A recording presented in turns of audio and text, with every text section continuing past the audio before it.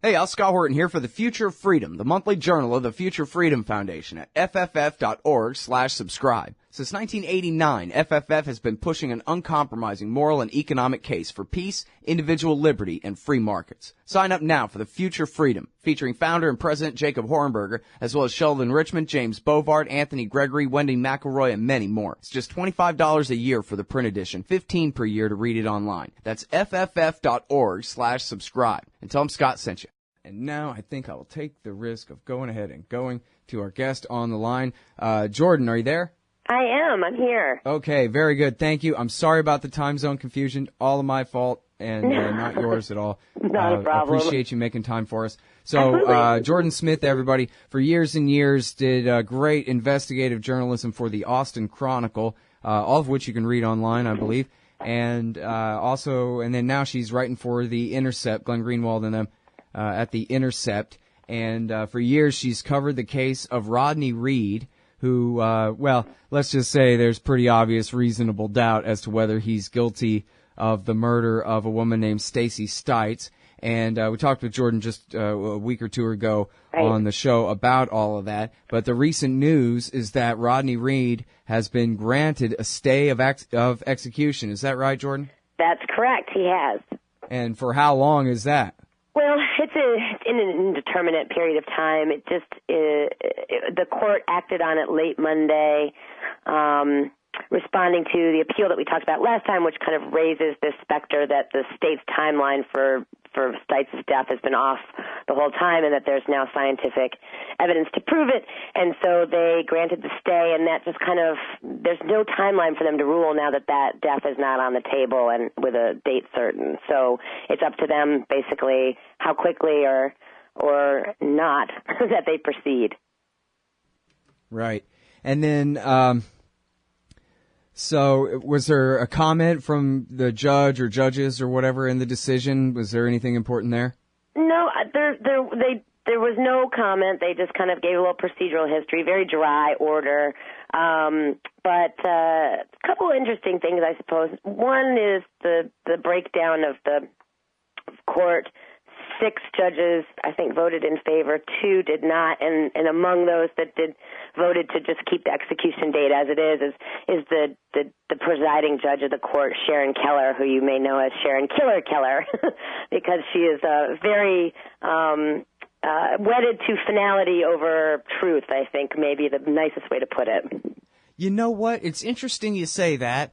I was just telling a friend the other day from memory a story about a case here in Texas where the judge actually went so far as to say that finality of the court's decision is the paramount concern rather than justice for someone who was falsely convicted. Was that her? Is that what I was thinking of? Well, you may have been. I don't know. I would not be surprised if she'd said that off the top of my head. I can't remember if she did. However, I'm certain that she would. I mean, she's kind of notorious for kind of closing the courthouse door here in 2007. And sort of allowing an execution to go through while there was basically still a question. There was still a case pending at the Supreme Court. The Supreme Court had basically said, the Supreme Court of the United States had said, hey, we're going to review the legality of using a three-drug cocktail to execute people. And while that case was pending, there was kind of a sort of de facto moratorium going on, and so there was a guy named Michael Richard who was supposed to be executed right after that, right after the court agreed to hear that case, and so his lawyers were scrambling and trying to ask the court here to, sort of block his execution until that issue of how lethal injection is administered could be handled. And Keller basically, I mean, it just all happened very quickly, and so they got the appeal to the court here, like just around 5 o'clock, and she basically, put the word out that the petition should be refused because it was after 5, and the court closed at 5.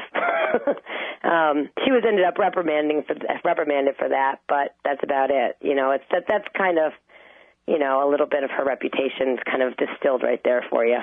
Great. And so she would have allowed Reed to be executed when we know that there's serious questions, about his guilt. So I think that tells you all you need to know, really. Right. Yeah. I mean, that's amazing that it wasn't unanimous. But so now it's, I'm sorry, did I hear you right at the beginning there? It's been kicked down to the lower court now to decide on what, a new trial or? No, so they haven't decided yet. The court the Court of Criminal Appeals, which is the one that stayed the execution, they'll basically tell the lawyers what happens next, right? So they'll either look at this appeal and consider it on their own and say, there's nothing here, or yeah, there's a lot here, and we think Reed deserves relief, or they can say, hey, we think there's an issue here that needs to be worked out, and so we're going to kick it back to the trial court to have it like an evidentiary hearing with live witnesses, and it seems like that might be likely because we have, a lot of forensic pathologists here saying that the state's science at the time of trial was basically bogus, and that that it was, I guess, junk essentially. And so I think that they will probably want to hear from witnesses for and against that position, because they don't really have the ability to listen to witnesses. They just have the ability to kind of review the actions, of lower courts, and it's the lower courts that can hear those live witnesses. So yeah, and they care a lot more about what a professional scientist says than what her friends at the grocery store say about what they know of the relationship, et cetera, right? I mean, I don't know. They haven't said yet. Obviously this is very new. We'll figure out what the court thinks is important with this appeal and what they might not think is important in some time in the next. I mean, who knows? It could take months. It could take weeks. It's just the court's very unpredictable in that way. Obviously, everybody else has, lots of timelines in order to file and make sure things are accepted. But when it gets to their level, it's really up to whenever they get around to it. And frankly, there's been death cases where they have waited years to rule. So who knows? I think hopefully there's enough of this case is kind of in the public conscience now that they will be, sort of put on notice that they can't just kind of dismiss this out of hand or sit on it for a really long time. Right. At least they got some more hurdles to cross before they kill this guy. Exactly. Yeah. Well, and it's an amazing story, and I'm sorry we don't have time to go back over it all or anything, but I'll encourage everyone to just type in Rodney Reed and Jordan Smith and go and check out what you find at the Austin Chronicle and also at the Intercept about this case, where it's just 100 ways from absurd, man. Come on. And by the way, congratulations, Jordan, because, of course, I don't know number percentage or something, but, the fact that there's a stay in his execution here is obviously in great part due to your journalism, so that's very important that you've done that, and I hope others have thanked you too. Well, that's awfully nice of you to say. I don't know that it had much to do with me. Good lawyering, good advocacy, people like you that try to help amplify the voices of the people who are concerned about this. I think they all tie in together, and I think that's really kind of the important thing. Yeah. All right. Well, listen, thanks very much for all your work on this subject. It's very important. Thanks again for having me. I appreciate it. All right, y'all. That's Jordan Smith, formerly at the Austin Chronicle. Check out her archive there. And now she's at the Intercept at firstlook.org or com or something / the Intercept over there with Greenwald and Scahill and them. You hate government, one of them libertarian types, or maybe you just can't stand the president, gun grabbers, or warmongers. Me too. That's why I invented LibertyStickers.com. Well, Rick owns it now, and I didn't make up all of them, but still, if you're driving around and want to tell everyone else how wrong their politics are, there's only one place to go. LibertyStickers.com has got your bumper covered. Left, right, libertarian, empire, police, state, founders quote, central banking. Yes, bumper stickers about central banking. Lots of them. And, well, everything that matters. LibertyStickers.com. Everyone else's stickers suck. Oh, John Kerry's Mideast peace talks have gone nowhere. Hey, y'all, Scott Horton here for the Council for the National Interest at councilforthenationalinterest.org. U.S. military and financial support for Israel's permanent occupations of the West Bank and Gaza Strip is immoral, and it threatens national security by helping generate terrorist attacks against our country. And face it, it's bad for Israel, too. Without our unlimited support, they would have much more incentive to reach a lasting peace with their neighbors. It's past time for us to make our government stop making matters worse. Help support CNI at councilforthenationalinterest.org. Hey, Al Scott here. If you've got a band, a business, a cause, or campaign, and you need stickers to help promote, check out thebumpersticker.com at thebumpersticker.com. They digitally print with solvent ink, so you get the photo quality results of digital with the strength and durability of old-style screen printing.